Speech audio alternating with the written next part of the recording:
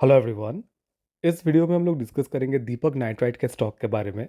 इस वीडियो में हम लोग शाउट आउट देना चाहेंगे मयूख भट्टाचार्य और ध्रुव ज्योति बैनर्जी को। इन दोनों ने ही स्टॉक के बारे में रिक्वेस्ट किया था। ये हमारे केमिकल स्टॉक एनालिसिस सीरीज का 7वां वीडियो है। और अगर आपको नहीं पता तो बता दे कि हम लोग हमारे चैनल में केमिकल सेक्टर के स्टॉक्स का डिटेल में एनालिसिस कर रहे हैं। आप आई बटन में क्लिक करके ये वाले प्लेलिस्ट को ज़रूर देखें। इसमें आपको सारा केमिकल स्टॉक्स का एनालिसिस मिल जाएगा।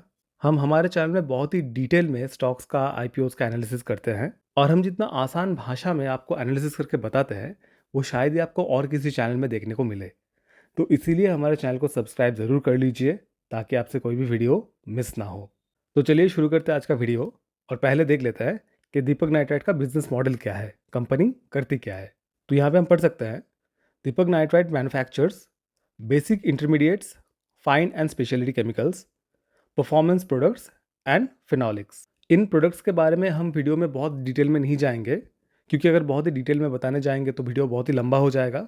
आपको अगर इन प्रोडक्ट्स के बारे में जानना है तो हम पिन कमेंट में पूरा डिटेल में लिख देंगे, आप थोड़ा टाइम निकाल के पढ़ लीजिएगा। यहाँ पे लिखा है कि कंपनी के पास 30+ प्रोडक्ट्स है, 56+ एप्लीकेशंस है एंड 1000+ क्लाइंट्स है। ये कंपनी इंडिया का लार्जेस्ट प्रोड्यूसर है फिनॉल और एसीटोन का 2019 से। अगर हम मार्केट पोजीशन देखें तो दीपक नाइट्राइट का 75% मार्केट शेयर है sodium nitrite, sodium nitrate and nitrotoluenes में। इन सब प्रोडक्ट्स के बारे में भी हम पिन कमेंट में लिख देंगे। जो फिनॉल और एसीटोन का मार्केट है इंडिया में वो बहुत ही ज़्यादा इम्पोर्ट ओरिएंटेड था, तो दीपक नाइट्राइट ने अभी उसका 50% कैप्चर कर लिया है। ऑल्सो ये कंपनी वर्ल्ड के टॉप 3 प्लेयर्स में से है, ज़ाइलिडाइंस, कमिडाइंस एंड ऑक्साइम्स में। लाइक अदर प्रोडक्ट्स, इनके बारे में भी हम पिन कमेंट में लिख देंगे। अगर हम कंपनी का रेवेन्यू स्प्लिट देखें कि कौन से प्रोडक्ट से कैसा रेवेन्यू आता है, तो फिनॉलिक्स से इनका 62% रेवेन्यू आता है। फिनॉलिक्स में मेनली फिनॉल और एसीटोन आ जाते हैं। और अगर हम देखें कि कौन से इंडस्ट्रीज में यूज़ होते हैं तो हम यहाँ पे पढ़ सकते हैं, pharmaceuticals, paints, adhesives, thinners, ply, laminates, foundry etcetera. इनके रेवेन्यू में सेकेंड नंबर पे आता है बेसिक इंटरमीडिएट्स जैसे कि nitrites, nitrogen toluidines, fuel additives जो कि यूज़ होते हैं colourants, petrochemicals, rubbers, agrochemicals, pharmaceuticals और भी बहुत सारी इंडस्ट्रीज़ में। इनके रेवेन्यू में थर्ड नंबर पे आता है फाइन एंड स्पेशलिटी केमिकल्स जिनमें वो ज़ाइलिडाइंस, ऑक्साइम्स एंड कमिडाइंस बनाते हैं। और ये सब प्रोडक्ट्स काम में आते हैं agrochemicals, colours and pigments, paper, personal care, pharmaceutical, ये सब इंडस्ट्रीज़ में। और लास्टली इनके रेवेन्यू में फोर्थ नंबर पे आता है परफॉर्मेंस प्रोडक्ट्स जिनसे इनका 8% रेवेन्यू आता है। परफॉर्मेंस प्रोडक्ट्स में mainly company optical brightening agents और डीए से डीए बनाती है जो कि paper, detergents, textiles, coating applications in printing और फोटोग्राफिक पेपर में यूज़ होती है। तो हम इतना पढ़ के ये समझ पाए कि कंपनी एक वाइड रेंज ऑफ इंडस्ट्रीज़ को कैटर करती है। कोई पर्टिकुलर इंडस्ट्री के ऊपर इनका रेवेन्यू डिपेंड नहीं करता है। अगर हम जियोग्राफिकल रेवेन्यू स्प्लिट देखें तो एक्सपोर्ट से इनका 22% रेवेन्यू आता है और डोमेस्टिक मार्केट से 78% का।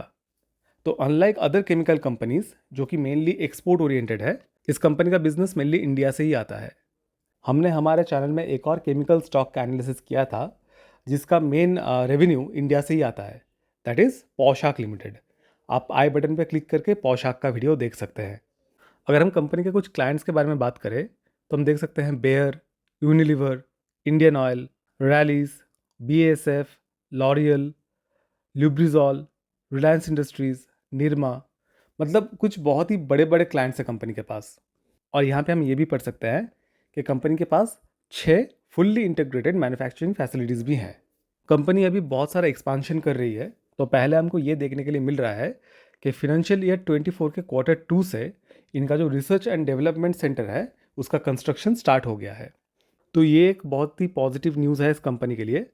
किसी भी कंपनी के पास अगर अपना खुद का रिसर्च एंड डेवलपमेंट सेंटर हो तो उनके लिए एडवांटेज हो जाता है। हम आगे और पढ़ सकते हैं कि ये कंपनी लैंड एक्वायर की है गुजरात, हैदराबाद और रोहा में, जहाँ पे ये अपना और एक्सपांशन करना चाहते हैं। ये कंपनी 300 करोड़ रुपीज़ अपने न्यू प्रोडक्ट में भी इन्वेस्ट कर रही है।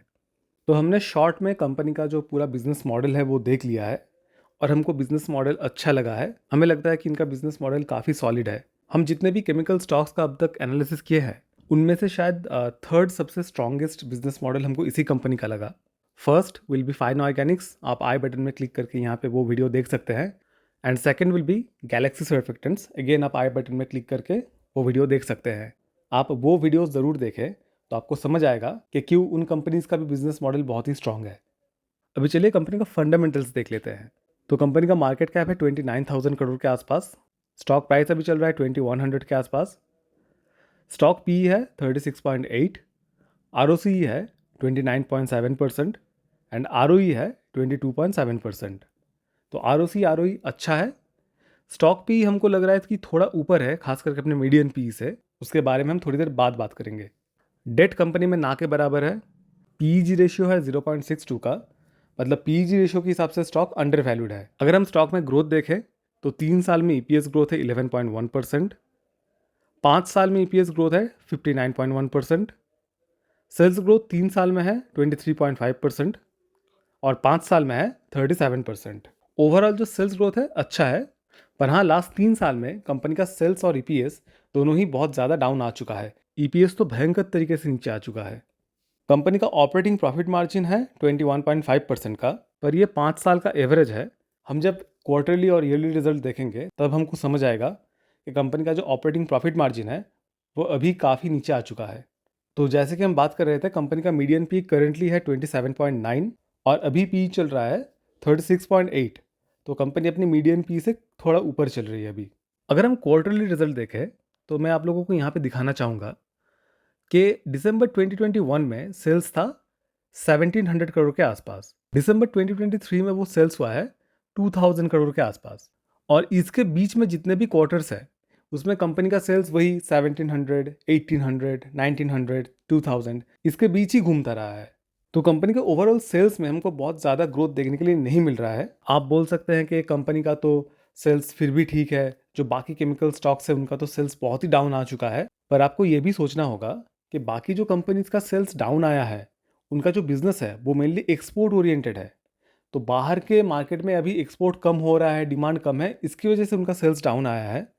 इस कंपनी का जो सेल्स है वो तो इंडिया ओरिएंटेड है, फिर भी बहुत ज़्यादा ग्रोथ हमको यहाँ पे देखने के लिए नहीं मिल रहा है। तो इसके लिए हम कंपनी के ग्रोथ पे थोड़ा स्केप्टिकल है, पर ये बाद में देखना पड़ेगा कि जब केमिकल सेक्टर चलेगी तब ये स्टॉक का ग्रोथ कैसा रहता है। कंपनी का नेट प्रॉफिट और ईपीएस दोनों ही पहले से बहुत डाउन आ चुका है। दिसंबर 2021 में जहाँ पे 1700 करोड़ के सेल पे 242 करोड़ का प्रॉफिट था, वही दिसंबर 2023 में 2000 करोड़ के सेल पे 202 करोड़ का प्रॉफिट है। सेम गोज फॉर ईपीएस, जहाँ पे दिसंबर 2021 में ईपीएस था 17.78 रुपीज़, वहाँ पे दिसंबर 2023 में ईपीएस है 14.81 रुपीज़। इसके पीछे का रीज़न क्या है? इसके पीछे का रीज़न है कि कंपनी का जो ऑपरेटिंग प्रॉफिट मार्जिन है वो बहुत ही नीचे आ चुका है। पहले जहाँ पे कंपनी का प्रॉफिट मार्जिन 20% से लेकर 30% रहता था, 30% के भी ऊपर चला गया था एक वक्त, वहाँ पे करेंटली अभी प्रॉफिट मार्जिन 12%, 15% के आसपास चल रही है। तो इसीलिए कंपनी का प्रॉफिट और ईपीएस काफ़ी नीचे आ चुका है। अगर हम ईयरली रिजल्ट देखें तो कंपनी का सेल ऑलमोस्ट एवरी ईयर बढ़ा है, नेट प्रॉफिट भी कंटिन्यूसली बढ़ रहा था, पर लास्ट 2 साल से डाउन जा रहा है और ईपीएस भी लास्ट 2 साल से थोड़ा नीचे जा रहा है। इसके पीछे का रीज़न भी सेम है, जहाँ पे कंपनी का ऑपरेटिंग प्रॉफिट मार्जिन एक टाइम पे 24%, 29% चल रहा था, वहीं पे लास्ट 2 साल से कंपनी का ऑपरेटिंग प्रॉफिट मार्जिन 16% और 15% पे आ गया है। अगर हम अभी एक बार कंपाउंडेड ग्रोथ देख ले तो यहाँ पे हम देख सकते हैं 5 साल में सेल्स ग्रोथ है 37%, प्रॉफिट ग्रोथ है 59% एंड स्टॉक प्राइस सीएजीआर है 53%। 3 साल में सेल्स ग्रोथ है 24%, प्रॉफिट ग्रोथ है 11% एंड स्टॉक प्राइस सीएजीआर है 11%। ट्रेलिंग 12 मंथ्स में सेल्स ग्रोथ है -5%, प्रॉफिट ग्रोथ है -11% एंड स्टॉक प्राइस सीएजीआर है 20%। तो जो स्टॉक प्राइस है वो अपने सेल्स ग्रोथ से थोड़ा आगे चल रही है अभी, खास करके ट्रेलिंग 12 मंथ्स के डेटा में। तो अगर नेक्स्ट कुछ क्वार्टर में कंपनी में ग्रोथ ना आए तो ऐसा भी हो सकता है कि स्टॉक प्राइस जो है वो थोड़ा कॉन्सोलिडेट करे या फिर थोड़ा नीचे भी आ सकता है।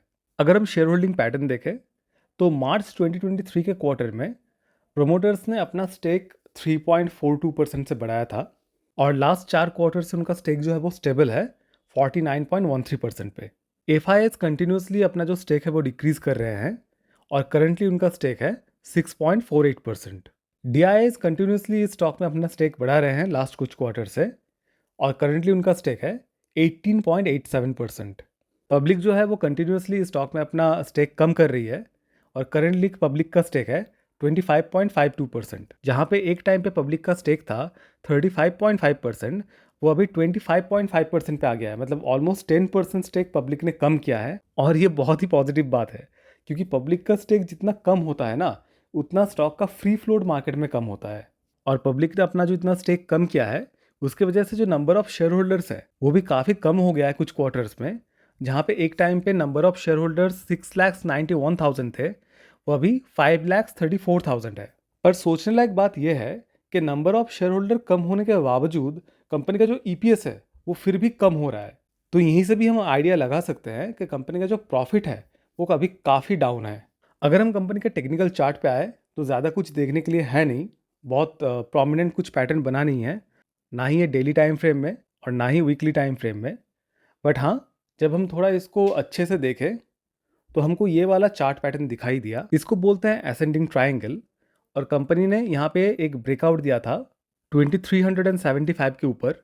बट हाँ, क्योंकि वॉल्यूम बहुत ज़्यादा नहीं था और रिजल्ट भी उतना अच्छा नहीं आया था, तो ब्रेकआउट अभी सक्सेसफुल नहीं हुआ है। स्टॉक प्राइस अभी नीचे आ चुका है। स्टॉप लॉस तो हिट नहीं किया है चार्ट के हिसाब से, पर हम इस ब्रेकआउट को ऑलमोस्ट फेलियर ही मान सकते हैं, क्योंकि इस चार्ट का जो टारगेट निकल के आ रहा था वो आ रहा था ऑलमोस्ट 600 पॉइंट्स के ऊपर। मतलब अगर ब्रेकआउट लेवल से कैलकुलेट करें तो ये जो चार्ट है इसका टारगेट निकल के आ रहा था 3000 के आसपास। पर स्टॉक प्राइस थोड़ा ऊपर जाके ही फिर से नीचे आ चुका है, और अभी नीचे ये जो ट्रेंड लाइन है इसको हम इसका सपोर्ट मान के चल सकते हैं। अगर मान लीजिए स्टॉक अगर नीचे इस ट्रेंड लाइन में सपोर्ट लेके फिर से ऊपर जाना स्टार्ट करता है तो 2375 हमारा पहला टारगेट हो सकता है, जो एक बड़ा रेजिस्टेंस है। अगर आगे इस स्टॉक में कुछ भी पैटर्न बनता है, कुछ भी टारगेट निकल के आता है, तो हम आपको वीडियो बना के ज़रूर बताएंगे। इसीलिए हमारे चैनल को सब्सक्राइब ज़रूर कर लीजिए। अगर हम फंड हाउसेस और एक्सपर्ट्स का रिपोर्ट देखें तो यहाँ पे अभी हाल ही में एक ही रिपोर्ट एक्टिव है, और वो है प्रभुदास लीलाधर का। इन्होंने स्टॉक को सेल करने के लिए बोला है और टारगेट दिया है 1985 का। मतलब इनके हिसाब से ये स्टॉक अभी ऑलमोस्ट 7% नीचे जा सकती है। यहाँ पे हम आपको और एक रिपोर्ट दिखाना चाहेंगे। 10 नवंबर को HDFC सिक्योरिटीज़ ने यहाँ पे एक टारगेट दिया है। इन्होंने स्टॉक को सेल करने के लिए बोला है और टारगेट दिया है स्टॉक का 1419 का।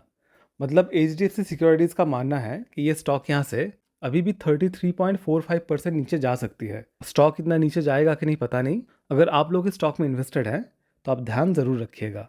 तो आई होप आप लोगों को दीपक नाइट्राइट का पूरा जो सिनेरियो है वो समझ आ गया होगा। अभी अगर हम कंक्लूजन पे आए और हमारा खुद का बात करें कि ये स्टॉक हमको कैसा लगा, तो हमारे हिसाब से स्टॉक का जो बिजनेस मॉडल है वो बहुत ही अच्छा है। पर हाँ, इस कंपनी का जो फंडामेंटल है ये हमको बहुत ज़्यादा इंप्रेसिव नहीं लगा। This is a good company, but ये ऐसा कंपनी नहीं है, ऐसा स्टॉक नहीं है जो आपको मल्टी बैगर रिटर्न दे दे। पर ज़रूरी नहीं है कि हर स्टॉक मल्टी बैगर रिटर्न ही दे।